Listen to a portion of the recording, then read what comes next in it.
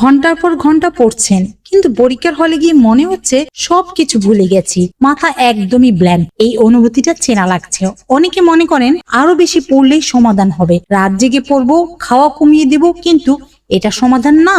আসল সমাধান দিয়েছেন আল্লাহ। আল্লাহ তাআলা কোরআনে বলেছেন, আর বলো, হে আমার রব, আমার জ্ঞান বাড়িয়ে দিন। সূরা তহা আয়াত 114। আজকে এমন 3টা আমল বলবো যেগুলো করলে ইনশাআল্লাহ আল্লাহ আপনার স্মরণ শক্তি বাড়িয়ে দেবেন, পড়া মনে থাকবে, পরীক্ষার হলে মাথা ঠান্ডা থাকবে। শেষ পর্যন্ত দেখুন, কারণ তৃতীয় আমলটা পরীক্ষার হলেও করা যায় এবং সেটাই সবচেয়ে শক্তিশালী। ভিডিওটা আপনার বন্ধুদের পাঠান, চ্যানেলটা সাবস্ক্রাইব করুন। একটা কথা বলি, পড়াশোনা শুধু মাথার কাজ না, এটা আল্লাহর দেয়া নিয়ামত। রাসূলুল্লাহ সাল্লাল্লাহু আলাইহি সাল্লাম বলেছেন, জ্ঞান অর্জন করা প্রতিটি মুসলমানের ওপর ফরজ। ইবনে মাজাহ 224। মানে আপনি যখন পড়ছেন, এটা শুধু পরীক্ষা পাশ করার জন্য না, এটা আল্লাহ হুকুম পালন করা। তাই আল্লাহর সাহায্য নিয়েই পড়ুন। 1 নম্বর আমল, পড়তে বসার আগে এই দোয়া পড়ুন। মূসা আলাইহিস সালাম যখন ফেরাউনের সামনে যাচ্ছিলেন, তখন আল্লাহর কাছে একটা দোয়া করলেন। সেই দোয়াটা আমরাও পড়তে পারি। রব্বিশ রাহলি সদরি ওয়ায়াসসিরলি আমরি ওয়াহলুল উকদাতাম মিন লিসানি ওয়াফকাহু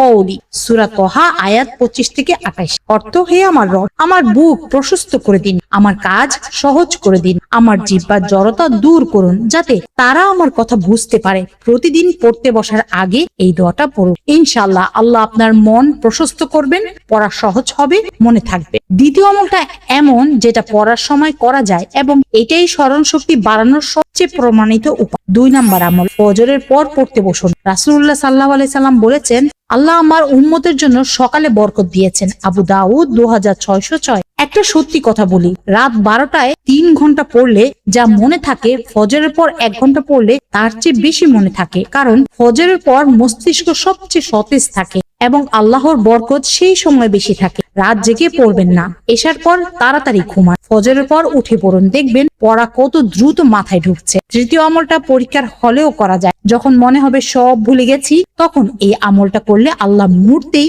সাহায্য করবেন। 3 নম্বর আমল, পরীক্ষার হলে এই দোয়াটা পড়ুন। পরীক্ষার হলে প্রশ্নপত্র হাতে পেলেন, মাথা ব্ল্যাঙ্ক হয়ে গেল, সব ভুলে গেছেন মনে হচ্ছে, তখন কি করবেন? কলম রাখুন, চোখ বন্ধ করুন, 3 বার গভীর শ্বাস নিন, তারপর পড়ুন, হাসবিয়াল্লাহু লা ইলাহা ইল্লা হুয়া আলাইহি তাওয়াক্কালতু ওয়া হুয়া রাব্বুল আরশিল আযীম। সূরা তওবা আয়াত 129। অর্থ, আমার জন্য আল্লাহই যথেষ্ট, তিনি ছাড়া কোনো ইলাহ নেই, আমি তার উপরেই ভরসা করলাম। এই দোয়াটা পড়লে মনের ভয় চলে যাবে, মস্তিষ্ক শান্ত হবে, ভুলে যাওয়া পড়া মনে আসবে ইনশাআল্লাহ। কারণ আল্লাহ বলেছেন যে আমার উপর ভরসা করে, আল্লাহ তার জন্য যথেষ্ট। সূরা তালাক আয়াত 3। এখন বোনাস টিপস বলি। 3টা ছোট কাজ যেগুলো পড়াশোনায় বরকত আনে।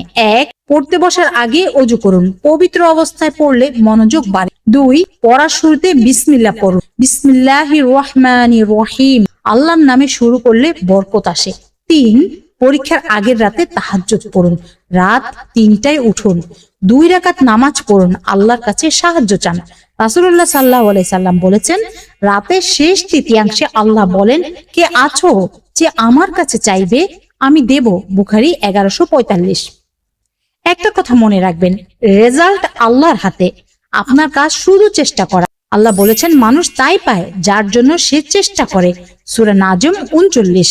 সততার সাথে চেষ্টা করুন, নকল করবেন না। হারাম উপায়ে পাওয়া রেজাল্টে বরকত থাকে না। আর রেজাল্ট যাই হোক, আল্লাহ আপনার পরিশ্রম দেখছে, সেই পরিশ্রম কখনোই বৃথা যায় না। আজকে জানলাম 3টা আমল। 1, পড়তে বসার আগে মূসা আলাইহিস সালামের দোয়া পড়ুন। 2, ফজরের পর পড়তে বসুন। 3, পরীক্ষার হলে হাসবিয়াল্লাহু পড়ুন। আজ থেকেই শুরু করুন, ইনশাআল্লাহ আল্লাহ আপনার পরীক্ষা সহজ করে দিবেন। এই ভিডিওটা আপনার বন্ধুদের পাঠান, যারা পরীক্ষার চাপে আছে তাদের পাঠান। আপনার একটা শেয়ার কারো পরীক্ষা সহজ করে দিতে পারে। ভিডিওটা ভালো লাগলে লাইক দিন, চ্যানেলটা সাবস্ক্রাইব করুন, কমেন্টে লিখুন আপনার পরীক্ষার কবে। আমরা সবাই আপনার জন্য দোয়া করব। আমি প্রতিটা কমেন্ট আপনাদের পড়ি এবং জবাব দেই। আল্লাহ আপনাদের সবার পরীক্ষা সহজ করুন এবং আপনাদের রেজাল্ট ভালো দিন, জীবনে বরকত দিন। আমিন। আসসালামু আলাইকুম ওয়া রাহমাতুল্লাহি ওয়া বারাকাতুহু।